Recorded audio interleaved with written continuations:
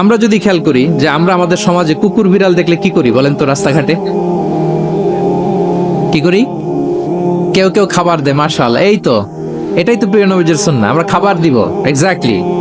কিন্তু আমি জানি না কেন যেন বাংলাদেশে কুকুর দেখলে বিড়াল দেখলে কি করে?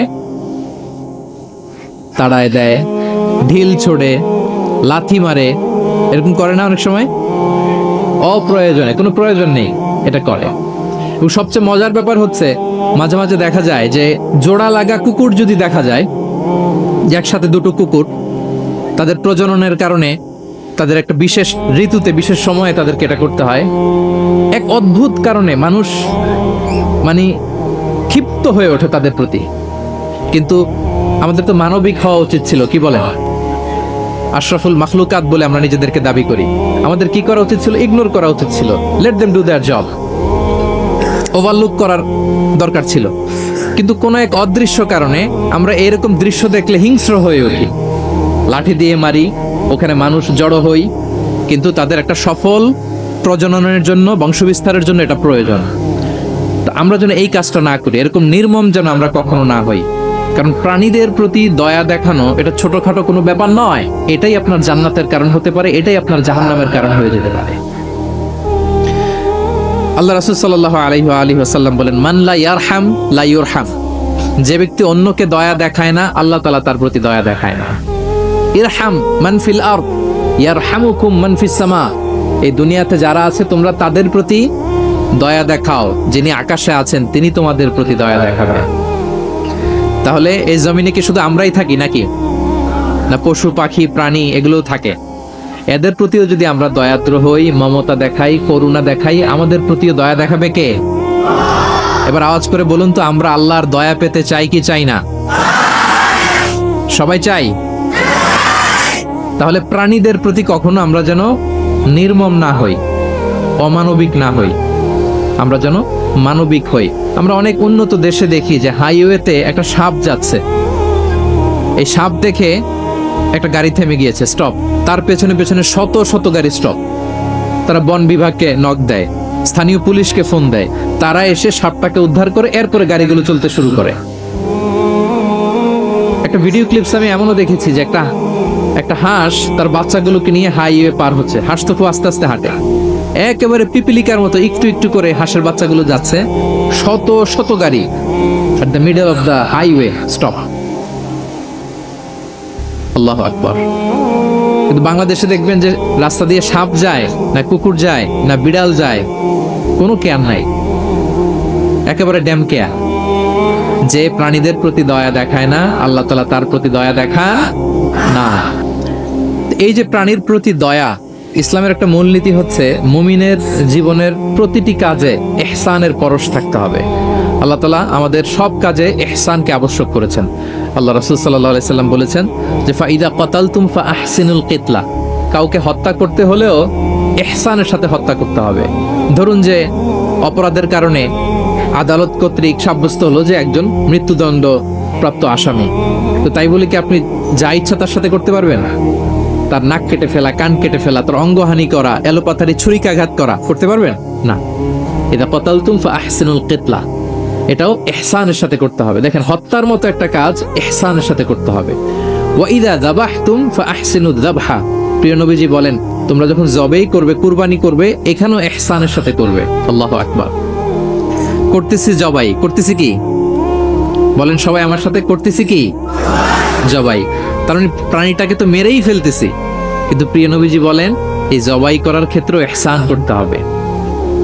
এত সুন্দরভাবে দ্রুত তার গলায় ছুরি লাগাতে হবে যাতে কয়েক সেকেন্ডের মধ্যেই জবাইয়ের কাজটা হয়ে যায়। আপনি ইচ্ছে মতো এলোপাথারি তাকে ছুরি দিয়ে কষ্ট দিতে পারবেন না। মুমিনের প্রতিটি কাজে যেন ইহসানের পরশ থাকে। একবার আল্লাহ রাসূল সাল্লাল্লাহু আলাইহি সাল্লাম এক সাহাবীর পাশ দিয়ে যাচ্ছেন।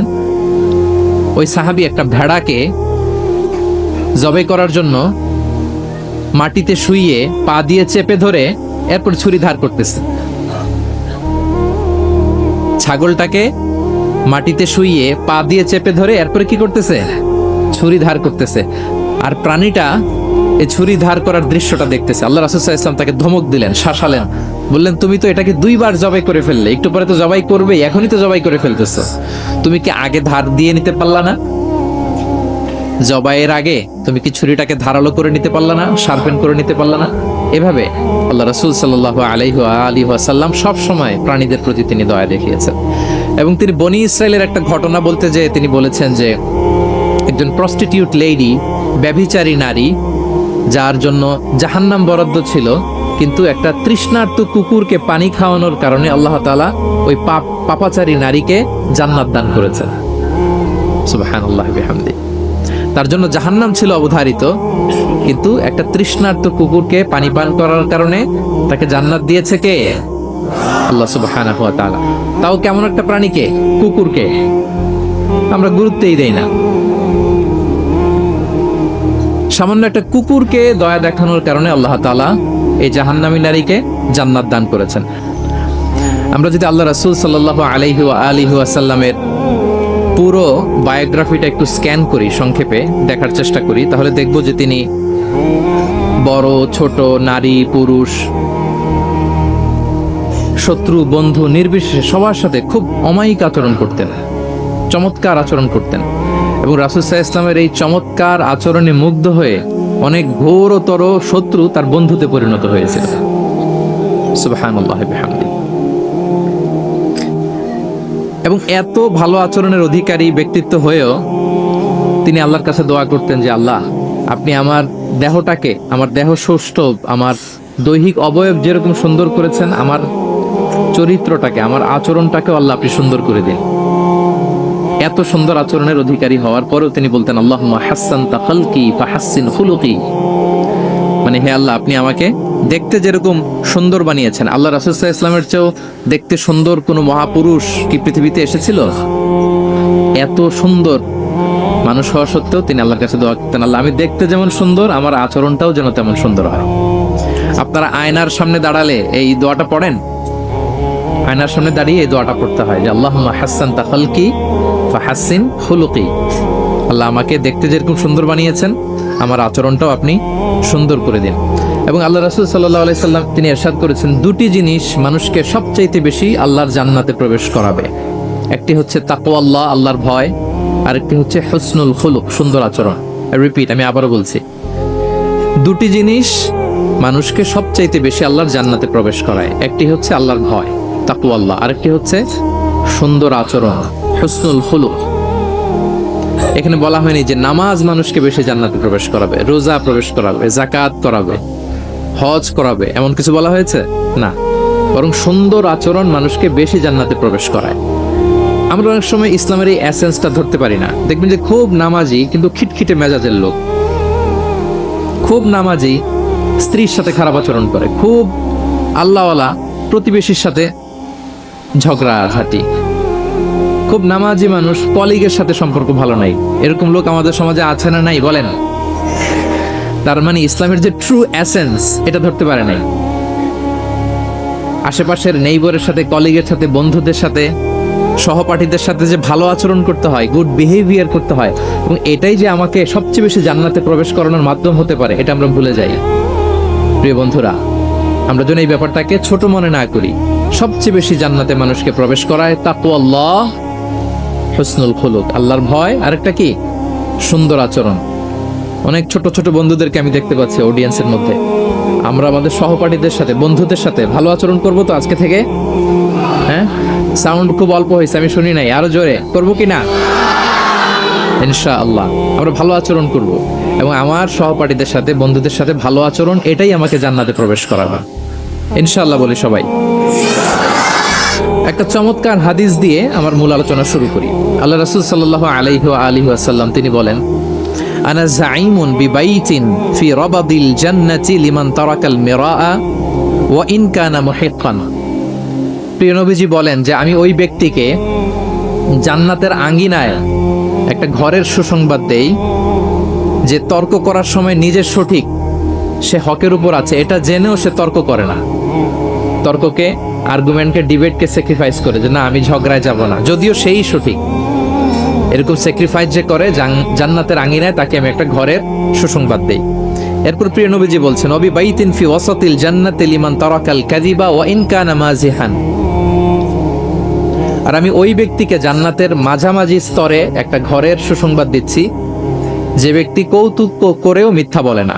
হি was kidding, he was joking, but he never tells a লাই।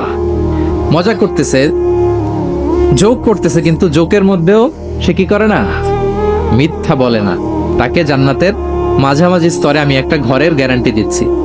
এরপর আল্লাহ রাসূল সাল্লাল্লাহু আলাইহি সাল্লাম বলতেছেন, ওয়াবি বাইতিন ফি আ'লাল জান্নাতি লিমান হাসানা খুলুকা, আর আমি এট দ্য ভেরি হাই, মানে পিক অফ দ্য প্যারাডাইস, জান্নাতের একেবারে সর্বোচ্চ স্তরে একটা বাসভবনের গ্যারান্টি ওই ব্যক্তিকে দেই যে অন্যের সাথে ভালো আচরণ করে।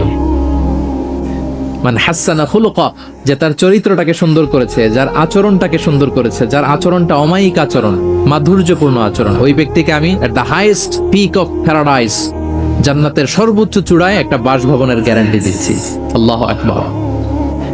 তাহলে আমার আশেপাশে যারা আছে তাদের সাথে ভালো আচরণ করা, গুড বিহেভিয়ার করা, এটা ছোটখাটো কোনো বিষয় নয়, এটা অনেক গুরুত্বপূর্ণ একটা বিষয়। কিন্তু আমরা অনেক সময় এটার গুরুত্বটা বুঝতে পারি না, এটাকে ছোট করে দেখি।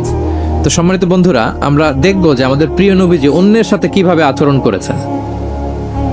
তিনি শিশুদের সাথে কিভাবে মিশেছেন, প্রাণীর প্রতি ওনার নবীজের আচরণ কেমন ছিল, শিশুদের সাথে কেমন ছিল, নারীদের সাথে কেমন ছিল, সাহাবাদের সাথে কেমন ছিল, কর্মচারীদের সাথে আচরণ কেমন ছিল, নিজের স্ত্রীদের সাথে কেমন ছিল, প্রতিবেশীর সাথে কেমন ছিল, যুদ্ধবন্দীদের সাথে প্রিয় নবীজের আচরণ কেমন ছিল, ভিক্ষুকের সাথে আচরণ কেমন ছিল, এমনকি যুদ্ধের ময়দানে শত্রুদের সাথে প্রিয় নবীজের আচরণ কেমন ছিল।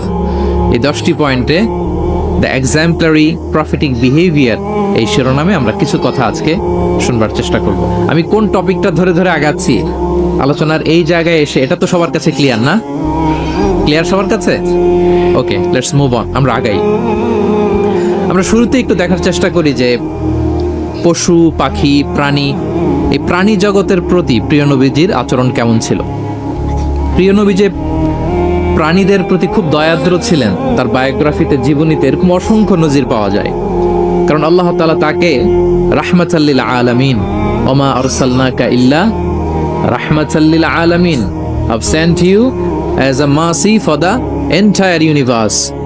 আল্লাহ বলছেন, আমি গোটা বিশ্বের জন্য, সবার জন্য আপনাকে ব্লেসিংস এন্ড মার্সি করে প্রেরণ করেছি। He was a mercy for all, সবার জন্য তিনি রহমত হয়ে এসেছিলেন।